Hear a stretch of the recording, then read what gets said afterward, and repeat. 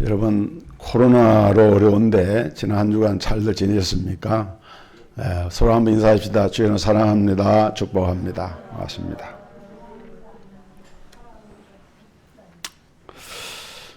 오늘은 이스라엘의 3대 절기에 대해서 말씀을 하면서 이 3대 절기에 담겨있는 하나님의 복에 대해서 우리가 어려운 때를 살아가는 성도들에게 큰 위로와 언약이 성취되는 말씀이 되기를 바라면서 말씀을 전하려고 합니다. 우리가 이제 성경에 보면은 절기에 대한 말이 많이 나오죠. 뭐 유월절, 뭐 무교절, 뭐 수전절 이런 것도 있고 또 오순절 뭐 이런 절기가 있잖아요. 사실 절기가 많습니다. 이런 절기 말고도 성경에 나타난 절기로는 매 주마다 드려지는 안식일이 이게 절기고요. 또 매월 첫날 1일에 드려지는 제사가 있는데 그걸 월삭 제사라 그러죠. 또 나팔절, 속죄절, 불임절, 수전절 적어도 7가지 중요한 절기가 있는데 이 성경의 모든 절기는 여호와 우리 하나님이 그 백성들에게 은혜를 베푸시는 수단으로 이런 절기를 지키게 하십니다. 그리고 그 절기를 통해서 하나님이 하나님의 선민에게 특별한 은혜를 베푸시기 때문에 이 절기를 지키는 것은 유대 백성들에게 하나님의 큰 은혜를 받는 기회가 된 것입니다. 물론 이때에 제사를 드렸는데 이 제사는 오늘날 복음시대에는 하나님께 드리는 예배와 하나님과의 교제를 말하는 것인데 이것이 하나의 축제로서 이때에 이 절기를 지킬 때에는 고아나 객이나 과부나 그 경내에 거하는 모든 이방인들도 같이 그 절기를 지키면서 절기의 복을 누리게 하신 데서 볼 수 있는 것처럼 이것은 하나님께서 주신 특별한 은혜의 방편이었다 이렇게 말할 수가 있고, 근데 그 가운데서도 절기가 많은데 3대 절기가 있어요. 우리나라로 말하면은 뭐 설날, 추석, 뭐 단오 이런 절기가 좀 큰 명절이 있지 않습니까? 그런 것처럼 유대인들이 지키는 3대 명절이 있는데 그것이 뭐냐면은 오늘 이 본문의 신명기에 보면은 무교절과 칠칠절과 그 다음에 초막절이라고 나와 있죠. 근데 그 이름들이 이제 신약시대로 오면은 그 의미가 이렇게 확대돼 가지고 또 더 깊어져 가지고 그 이름들이 또 다른 이름으로 불려지기도 합니다. 그래서 이제 3대 절기 하면은 신명기에 말하는 이 무교절과 칠칠절과 그 다음에 이 초막절인데, 예를 들자면은 무교절은 무교라고 하는 말은 누룩이 없는 떡을 말하거든요. 무교병 떡을 먹는 날이다. 근데 이거는 유월절과 깊은 관계가 있어요. 왜냐하면은 유월절에 그 무교절 떡을 먹었는데, 그래서 사실은 이 무교절은 유월절을 말하는 거예요. 유월절. 그 다음에 이제 칠칠절이라고 하는 것은 곡식을 처음 익은 곡식을 이렇게 익었을 때 그걸 처음 조자 열매실이라 해가지고 초실절이라 그러거든요. 이 열매를 거둔 때로부터 이제 한 주가 7일인데 칠칠절이라고 하는 것은 7칠은 49, 49이 되죠. 그리고 이것이 그래서 칠칠절, 초실절과 칠칠절은 같은 의미로 쓰여지고, 그러면서 이 칠칠절 다음 말이 이제 오순이면은 수는 10개를 말하거든요. 그래서 오순절이다 또 이렇게 얘기를 하는 거예요. 그래서 이 오순절은 신약에 와서 성령 강림절하고 또 기본 관계가 있게 되죠.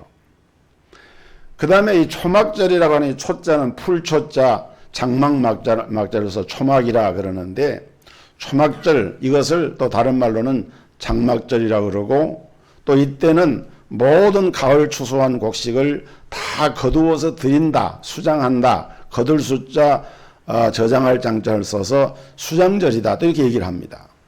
그러니까 이름은 조금씩 달라도 절기 자체는 3대 절기인데 이 3대 절기에는 반드시 이스라엘 남자들은 매년 이 3번의 절기는 성전이 있는 예루살렘에 와가지고 예루살렘 성전에서 제사를 드리게 됩니다.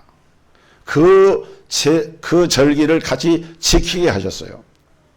그래서 이제 구체적으로 이 3대 절기 속에 감춰져 있는 의미를 좀 더 우리가 살펴보고 이것이 우리 신약시대의 복음과는 어떤 관계, 굉장히 깊은 관계를 가지고 있거든요. 절기를 잘 이해하면은 복음을 잘 이해할 수가 있어요.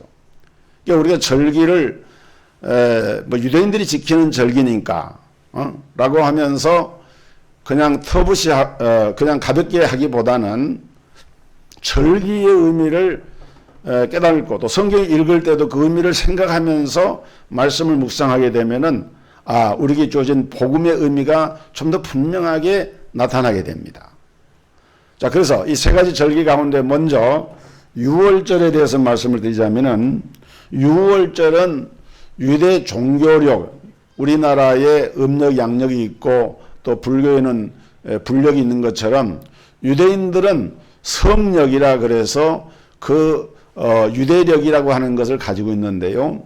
그 유대력으로는 니산월인데 이게 우리나라 말하면은 정월과 같아요. 니산월이라 하면 정월을 말하는 건데 유대력으로 1월 니산월 14일 저녁부터 7일 동안 계속되는 절기가 이제 유월절 절기고 또 유월절 절기에는 이 무교병 떡을 먹기 때문에 이 절기를 다른 말로 무교절이라고도 이렇게 부르기도 합니다. 우리나라 지금 우리 이제 기후로 본다면 한 양력 3월 말에서 4월 초쯤 되는 이런 기간이 됩니다. 그러니까 쉽게 말하면 봄이죠, 봄. 만물이 소생하는 이 봄에 해당되는 그런 절기예요. 이것을 제정한 경위는 우리가 출애굽기 12장에 잘 나와 있죠. 모세가 이스라엘 백성들을 하나님의 명령을 따라서 애굽에 들어가서 이끌어낼 때 바로 왕이 그걸 가로막았잖아요. 그래서 하나님이 모세를 통해서 10가지 재앙을 내렸는데 마지막 10번째 재앙이 장자를 멸하는 재앙인데 모든 애굽의 사람들과 심지어는 생축에까지 초태생 첫열매를 다 치는 무서운 재앙이 임할 때에 이스라엘 백성들은 유월절 절기를 지키면서 그들의 장막 아래서 양을 잡아서 그걸 구워 먹으면서 무교병 떡과 함께 썬 나물과 함께 허리에 띠를 동여매고 급하게 그 음식을 먹었는데 죽음의 사자가 그 히브리인들의 집에는 들어오지 않고 넘어갔다. 패스 오버했다. 그래서 이것을 유월절 절기라고 명하는 것입니다. 그 영적 의미는 유월절에 희생된 흠 없는, 예수님도 돌아가실 때 유월절에 돌아가셨죠. 유월절에 희생된 흠 없는 어린 양은 우리를 위해서 십자가의 대속의 죽음을 당하신 예수 그리스도를 상징을 하고 있는 거예요. 그러니까 유월절 하면은 여러분들이 딱 머리에 생각할 것은 예수님의 십자가의 대속과 죽음. 요한복음 1장 19절에 세례 요한의 예수님을 가리켜서 보라 세상 죄를 지고 하는 하나님의 어린 양이로다. 유월절에 어린 양을 제물로 드리잖아요. 그 예수님은 그 유월절에 그런 모든 것들은 장차 십자가에서 피 흘려 죽으시는 예수님을 상징을 하는 거예요. 그래서 고린도전서 5장 7절에 보면은 너희는 누룩 없는 자인데 새 덩어리가 되기 위하여 묵은 누룩을 내버리라. 우리의 유월절 양 곧 그리스도께서 희생되셨느니라. 유월절 양은 바로 예수 그리스도를 말하는 것이다. 그래서 우리가 유월절 절기를 생각할 때면은 항상 머릿속에 담아야 것이 예수 그리스도. 그걸 생각하면 되는 거예요. 그리고 이 유월절은 오늘날 우리 성도에게 주신 은혜 받는 방편이 3가지가 있는데 이제 성례와 기도와 하나님께 드리는 이 말씀과 성례와 기도가 은혜를 받는 세 가지 방편인데 그 중에 하나가 성례입니다. 특별히 성만찬에 이것을 제정한 근원이 어디에 있는가 하면은 유월절 만찬에서 비롯된 거예요. 그래서 대단히 중요하고요. 또 이것은 장차 예수 그리스도가 재림 직전에 어린 양 혼인잔치를 하실 것을 성경에 말씀을 했는데 그 어린 양 혼인잔치와도 깊은 관계를 가지고 있는 것이 이 유월절 잔치입니다. 그리고 이때 먹는 이 무교병은 하나님께 대한 전적인 헌신과 봉헌의 상징으로 우리 성도들이 세상의 헛된 쾌락과 부귀영화를 쫓지 않고 오직 주님 안에서 충성 봉사하는 것을 의미하고 있는 것이 바로 이 유월절에 담겨져 있는 영적인 의미입니다. 두 번째, 오순절은 이제 이 신명에서는 77절이라고 그랬는데 같다 그랬죠. 오순절 77절 다음 날이 오순절이니까 이거는 무교절 기간 중에 이 무교절 기간은 6월절이 있는 거죠. 무교절 기간 중에 첫 안식일이 지난 다음 날을 초실절이라 그래요.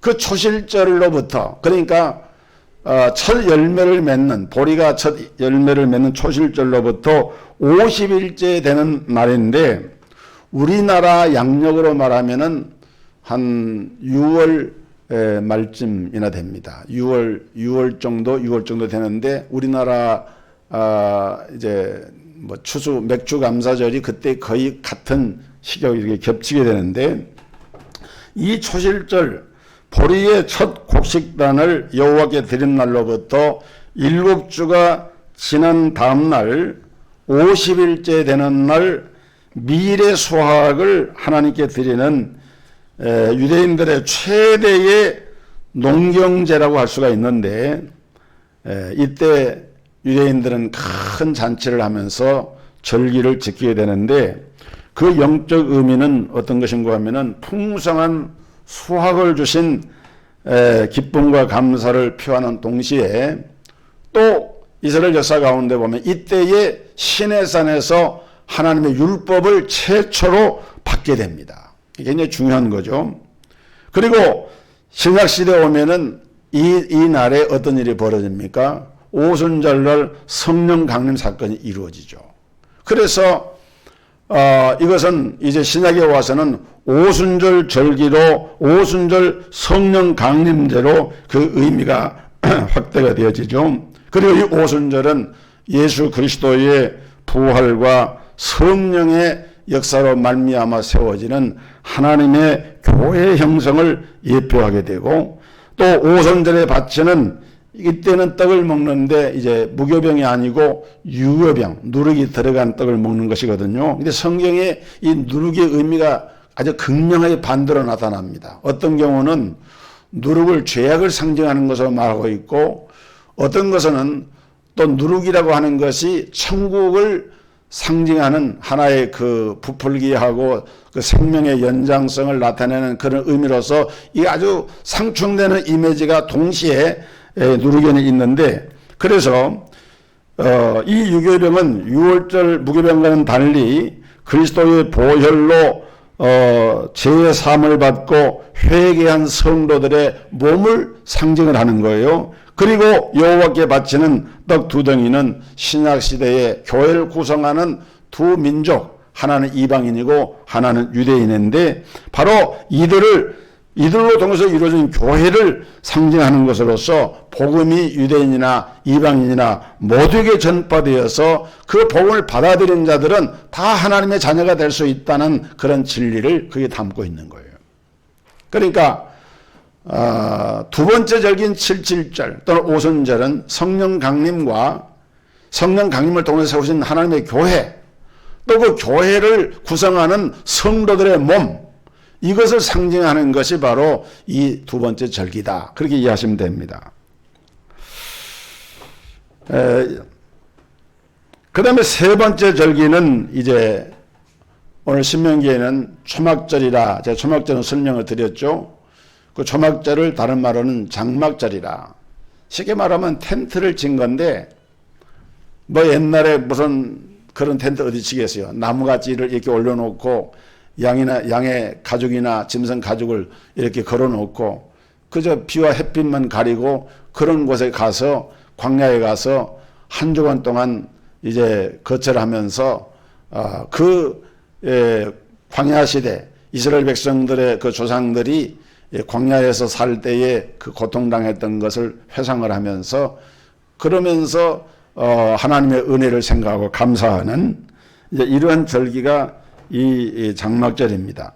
이스라엘의 추수는 1년에 크게 두 가지인데 먼저 보리와 밀을 추수하는 봄에 이렇게 뿌려가지고 추수하는 이 추수가 있고 가을에는 포도, 무화과나무, 석류, 감람나무 이런 열매들을 수확을 하는데 그래서 이 초막절은 특별히 이제 곡식을 다 거두어 드린다. 그래서 이제 수장절이라 이렇게 말하고 또 이 수장절 이 곡식의 열매를 다 거두어 들여 가지는 이 의미가 그 속에 담겨 있기 때문에 여러분 그 초막이라고 하는 것의 영적 의미를 또 깊이 생각해 볼 필요가 있어요.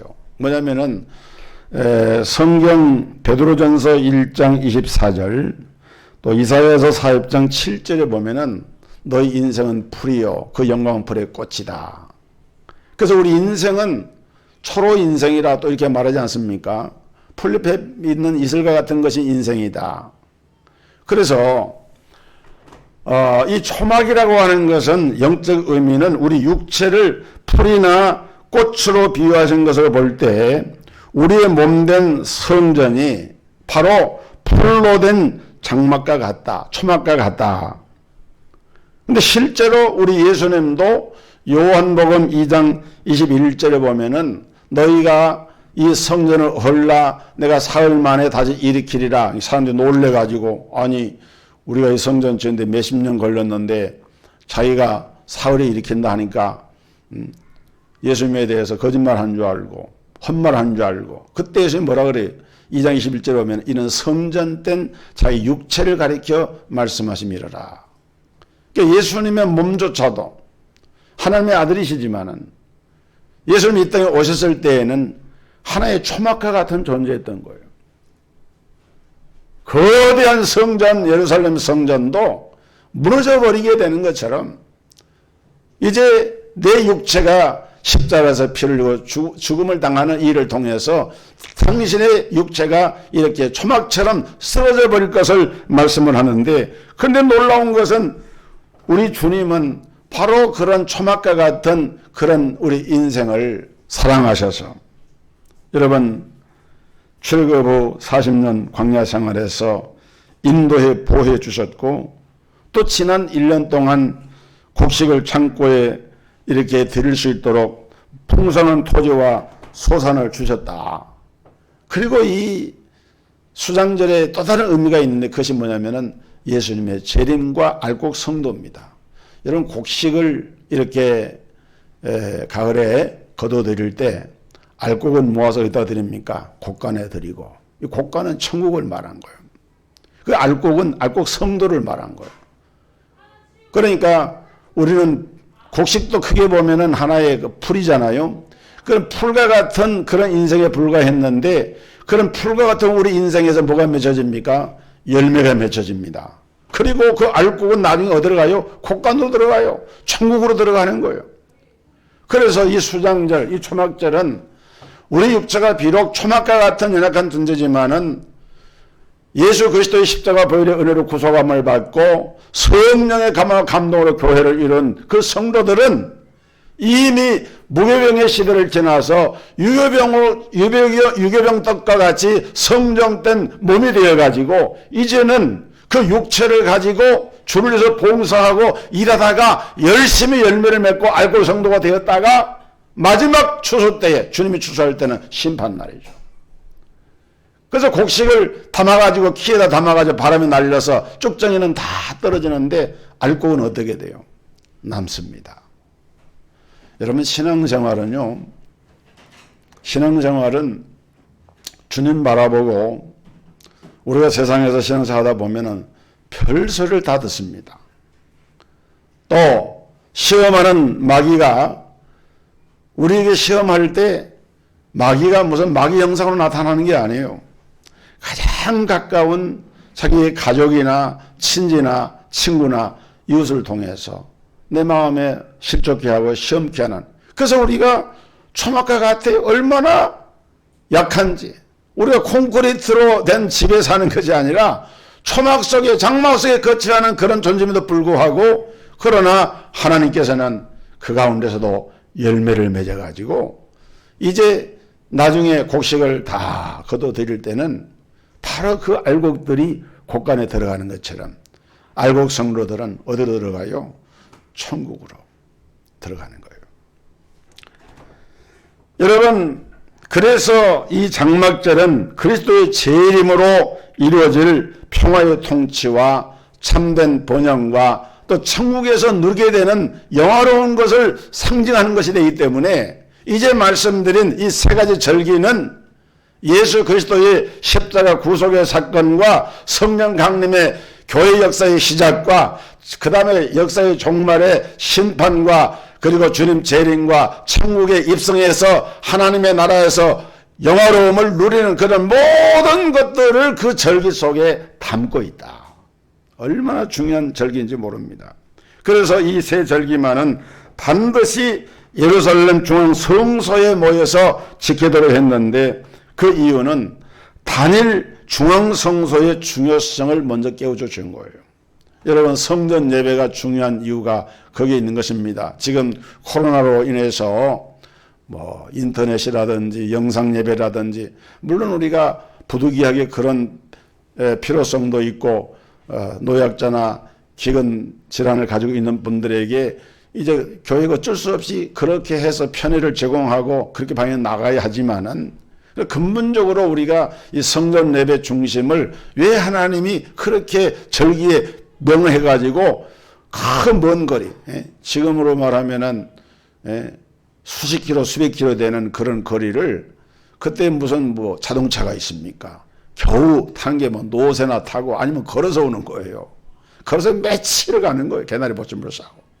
그리고 매년 세 차례씩은 이 절기를 지키게 한 것은 이런 이스라엘 신앙 공동체의 결속력을 강화하고, 또 나아가서 하나님이 인류 역사에 직접 개입을 하셔서 당신의 뜻대로 인도하시는 하나님의 역사적인 구원 행위를 깨닫게 하시는 귀한 뜻이 그 속에 담겨져 있는 것입니다.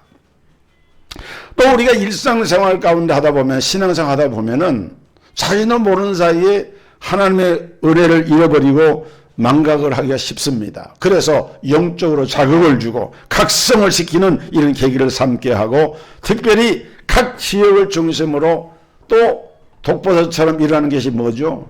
우상숭배입니다. 이게 보면은 이스라엘 역사에 보면은 그런 게 너무 많았어요. 그래서 하나님은 이렇게 절기 예배를 통해서 다시 한번 이런 우상숭배 악습을 경계하고 방지하는 그런 중요한 의미가 이 3대 절기를 제정하고 시행케 하신 이유라고 말할 수가 있습니다. 자, 그러면은 이 3대 절기에 담겨져 있는 이 3대 하나님의 복을 좀 설명을 드리겠는데, 여러분, 요한복음은 특별히 예수님을 뭘로 고백을 하는가 하면은, 예수님은 참 하나님이시고 참 사람이시다 하는 것을 강조를 합니다. 예수 그리스도의 신인 양성, 우리는 인간이 되기 때문에 우리가 신이 될 수가 없는 거예요. 이런 불교나 여타의 종교들은 사람이 신이 될 수 있다고 가르칩니다. 그게 뭐예요? 성불하소서. 불은 석가모니 불타를 말하거든요. 근데 성불이라고 하는 것은 불타가 되소서, 석가모니가 되소서, 그 말이에요. 그 말은 뭐냐면은 당신이 신이 되라는 거예요. 또 우리나라 전통 종교 중 하나라고 할 수 있는 천도교라고 하는 교가 있습니다. 유불선 3교를 통합해서 만든 종교가 천도교인데, 천도교의 중요 사상이 인내천입니다. 사람인자, 이언의자, 하늘천자. 사람이 곧 하늘이다. 어떻게 보면 굉장히 중요한 인문학적인 사상일 수도 있어요. 사람을 하늘처럼 떠받드는 중요한 사상인데, 그러나 신앙적인 영적인 측면, 성경의 말씀에 비춰볼 때 인너천이라고 하는 사상은 하나님을 하나님으로 두지 않는 사상입니다. 왜? 사람이 하나님이니까 하나님을 하나님으로 두지 않는 거예요. 그런데 오늘날 세계의 모든 종교들은 불교의 이런 사상이나 천도교가 말하는 이런 사상이나 그 안에 하나님을 두지 않습니다. 잘못된 것이죠. 그러나 우리 기독교는, 우리 기독교 신앙은 철저하게 사람은 그냥 사람인 거예요. 다만 하나님의 형상대로 지음받은 고귀한 존재라고 얘기를 합니다. 그런데 요한복음은 바로 그런 면에서 예수 그리스도의 그 본성을 얘기할 때 그는 근본 하나님의 본체시다. 그 말은 무슨 말입니까? 그분은 바로 하나님이시다. 그러면서 동시에 하나님 앞에서 누릴 수 있는 영광과 그 본래의 지위를 버려두고 종으로 사람의 몸을 입고 이 땅에 오셔서 사람이 되셨다는 거예요. 사람이 되셨다. 그래서 주님도 때로는 배가 고프기도 하고 목말라 하시기도 하고 피곤해서 배전에 누워서 잠을 자시기도 하고, 또 예수님은 사랑의 예수님이긴 하지만 때로는 분노의 감정을 바라면서 화를 발하시기도 하고. 왜냐하면 사람이 가지는 그런 품성을 다 가지고 있는데 다른 점은 뭐냐? 죄가 없다는 거예요. 죄 없으신 예수님. 그래서 이런 신인 양성을 그대로 가지고 있는 것을 요한복음이 강조를 하는데, 그 신인 양성의 그리스도의 본성을 잘 설명해 주고 있는 것이 이스라엘 백성들이 지켜오는 3대 절기 안에 그대로 그것이 담겨져 있는 거예요. 그렇기 때문에 이 절기가 그리스도를 상징하고 있다라고 말하는 겁니다. 여러분, 6월절만 보더라도 6월절에 담긴 은혜와 복은 뭐냐? 6월절 사건은 이스라엘 민족이 이 땅에 사는 동안 평생 동안 잊지 않고 기념을 해야 되는 절기인데, 구약의 사건 가운데서 어쩌면 가장 중요한 사건이라고 말할 수가 있습니다. 이스라엘 민족이 하나님의 인도를 받아서 하나의 민족 국가로 발전해 나갈 수 있는 그런 계기가 되느냐, 아니면은 애굽의 바로 왕에 의해서 민족이 완전히 말살을 당하느냐, 기로에서 이 6월절 사건이 이루어졌거든요. 그래서 주전 약 1445년에 있었던 역사적인 사건으로서 애굽에 내려진 이 장자를 멸한 재앙으로 모든 초대생이 죽음을 당했지만은 양의 피가 문 임방과 문 좌우 설주에 뿌려져 있는 히브리 백성들의 집에는 죽음의 사자가 들어가지 않고 더 이상 재앙을 당하지 아니하고 이스라엘 민족이 하나님의 은혜로 출애굽을 해서 홍해를 건너서 이 6월절 사건이 바로 그 사실을 그대로 드러내고 있는 이 절기가 바로 6월절 절기라고 말하고 있는 거예요. 그래서 이 6월절을 왜 그러면은 이스라엘 백성들이 지키느냐? 예수님도 지켰잖아요, 6월절을. 그건 바로 그들의 과거에 하나님께로부터 받은 구원의 은혜를 잊지 말라는 교훈이에요. 하나님 우리에게 주시는 은혜가 세 가지인데 과거, 현재, 미래입니다. 우리가 신앙생활을 하면서 또 세상을 살아가면서 항상 마음속에 생각해야 될 것은 6월절을 기억하는 것인데, 우리의 6월절은 뭡니까? 우리가 세상에서 마귀의 종노릇도 하고 세상의 육신의 욕심을 따라 살다가 하나님의 은혜로 예수를 구원해 주님을 영접하고 죄사함 받고 하나님의 자녀가 되잖아요. 그러면서 우리가 변화된 새 사람이 되어졌어요. 이것은 우리에게 이루어진 6월절적인 사건입니다. 예수의 피를 믿는, 예수의 이름을 믿는 그 이름을 말미암아 이제는 더 이상 죄와는 상관이 없는 하나님의 자녀가 되는 이 엄청난 구원의 은혜가 우리에게 이루어졌는데, 이것이 바로 6월절 절기와 같은 사건인 거예요. 그것이 이루어진, 그 사건에 이루어진 그 시간은 개인에 따라 다 다르지만은 여러분들에게 개인사적인 6월절 구원의 사건이 다 있는 거예요. 믿으시기를 주의 이름으로 축복합니다. 이게 없으면은 구원받지 못한 거예요, 사실은.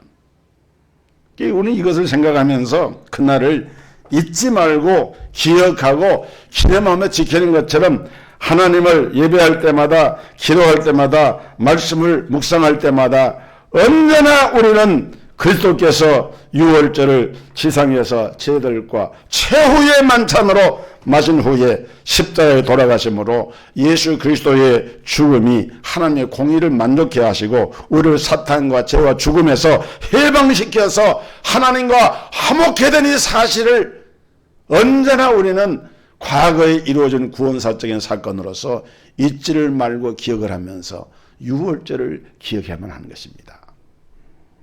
두 번째는 오순절에 담긴 은혜와 복입니다. 이미 말씀드린 대로 오순절은 칠칠절 또는 맥주절 이렇게 불려지는데 이스라엘 백성들이 가나안 땅에 들어가서 그 해에 이제 파종한 밀과 보리 농사를 거두어들인 후에 토지 소산에 그 곡식을 가지고 에바로 떡 2개를 만들어서 하나님께 드리는데요. 이 절기는 오늘날 우리 성도들이 현재 받은 은혜를 감사하라는 교훈을 주고 있는 거예요. 현재 받은 은혜. 이 초실절이 되면은 첫 이삭 한 단을 제사장에게 드리고 제사장은 전 이스라엘 밭에 있는 곡식을 대표해서 안식일 이튿날에 여호와 앞에 그 제물을 가지고 그 곡식단을 들고 흔들어서 드립니다. 그리고 이 초실절에 담겨있는 또 한 가지 신령한 뜻은 예수 그리스도의 부활을 상징하신 것인데, 왜냐하면 예수님은 부활의 첫 열매가 되셨잖아요.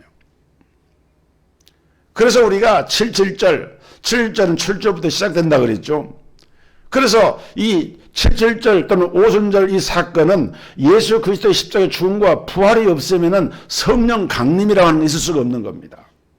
왜냐하면 예수님이 부활하신 후에 제자들에게 성령이 오실 것을 약속하시잖아요. 너희는 예루살렘을 떠나지 말고 내 아버지의 약속하신 것을 기다리라. 오순절 성령 강림을 약속하신 거예요. 그래서 이 떡 하나는 유대인을 위해서 다른 하나는 이방인을 위해서 드리는 상징인데, 예수 그리스도께서 첫 부활로 3일 만에 살아나시고 제자들에게 당부하셨던 그 말씀이 언약 그대로 성취가 되어져서 오늘날 우리 성도들은 누구 인도를 따라 살고 있습니까? 부족하지만은 성령님의 인도를 따라서 살아가고 있는 거예요. 성령님이 내주하시고 성령님이 내 삶을 인도하시고 그 성령님과 항상 교통하면서 교제하면서 살아가는 것이 현재 우리 삶입니다. 그렇기 때문에 유월절을 통해서 과거에 구원받은 은혜를 감사하고 지금 우리가 성령님의 은혜로 말미암아 주님과 동행하고 있는 사실을 잊지 말고 감사하면서 그 복을 누리라 하는 것이 이 절기 속에, 이 7.7절 오순절 절기 속에 담겨있는 하나님의 은혜와 복인 것입니다. 그 다음에 세 번째는 장막절에 담긴 은혜와 복인데, 장막절은 초막절, 수장절이라고 그랬죠. 유대 성력으로 7월 15일에 해당되고 우리는 오늘날 우리 양력으로 말하면은 11월에 해당돼서, 그래서 이 절기가 지금 우리들이 추수감사절 절기하고 또 연결이 돼요. 가을 추수가 끝난 후 이스라엘 백성들은 밖으로 나가서 광야로 가서 초막을 짓고 7일 동안 거처하면서 성회로 이 감사절을 지키는데, 이 영적 의미는 뭐냐? 이 세상에 우리 인생은 나그네다. 우리의 영원한 집은 하늘나라다. 그리고 가을의 추수는 1년 중 마지막 추수 때인데, 이와 같이 세상이 끝나는 날에는 우리 예수님이 천사들과 함께 오셔서 이 땅을 분명히 심판하시게 되는데, 그때의 알곡은 어떻게 해요? 곡간에 들어가는 것처럼 천국에 들어가고,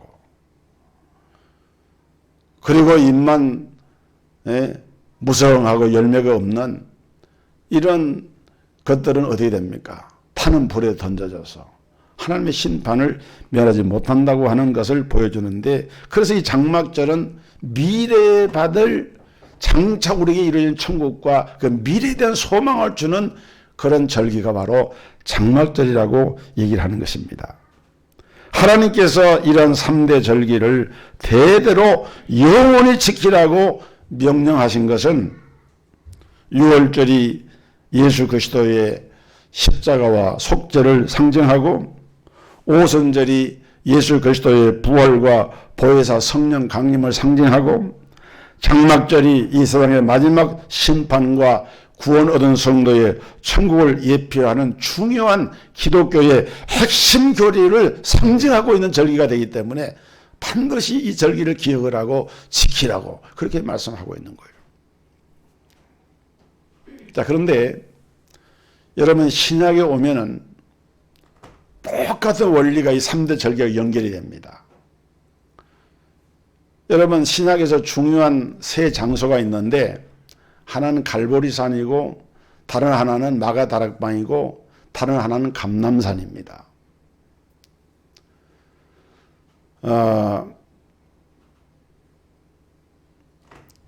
6월절 절기를 예수님의 십자가의 죽음과 관계됐다 그랬죠. 그 예수님 십자가에 죽으신 장소가 골고다인데, 그거를 로마자로 표현하면 그게 갈보리예요. 그래서 갈보리산, 그러면은 예수님의 십자가를 상징하는 산입니다. 갈보리산의 은혜가 우리에게 임한 거예요. 마가다락방, 성령 강림 사건이죠. 백신문도가 모여서 기도하다가 오순절에 성령 강림을 받습니다. 그래서 바로 이 77절 오순절의 역사가 마가다락방에서 성취가 되어졌어요.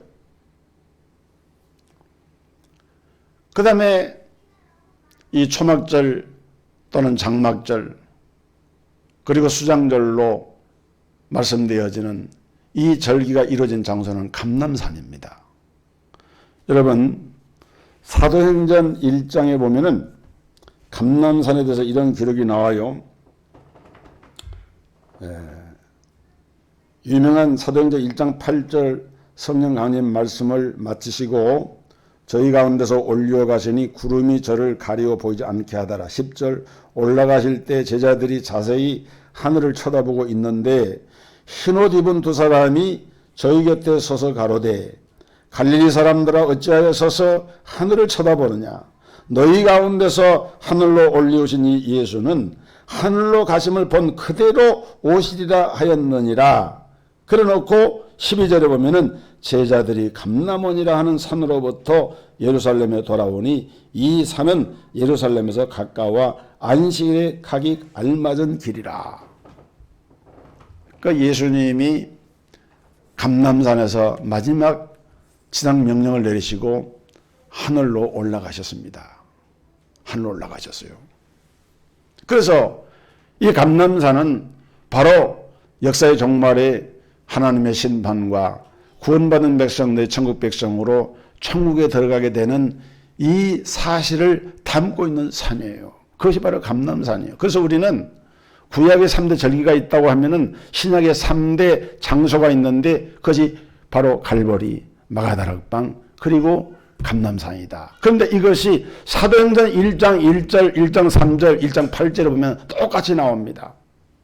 사도행전 1장 1절에 보면 오직 예수 그리스도, 사도행전 1장 8절에 보면 오직 성령, 사도행전 1장 3절에 보면 오직 하나님 나라. 세 가지 절기와 세 가지 장소와 세 가지 영적인 의미가 일렬 세상에서 같이, 이 세 절기는 인류 구속을 위한 하나님의 구속사적인 새 사건이 일어난 갈보리산, 마가다락방, 감람산을 의미하고, 이것은 다시 오직 그리스도, 오직 성령, 오직 하나님 나라의 언약으로 연결이 되어 있는 마치 퍼즐처럼 그 진리를 담고 있는 것이 바로 유대 백성들이 지켜왔던 3대 절기인 것입니다. 오늘 이 은혜가 우리 모든 성도들에게 충만하게 임하기를 주의 이름으로 축복합니다. 찬양하겠습니다.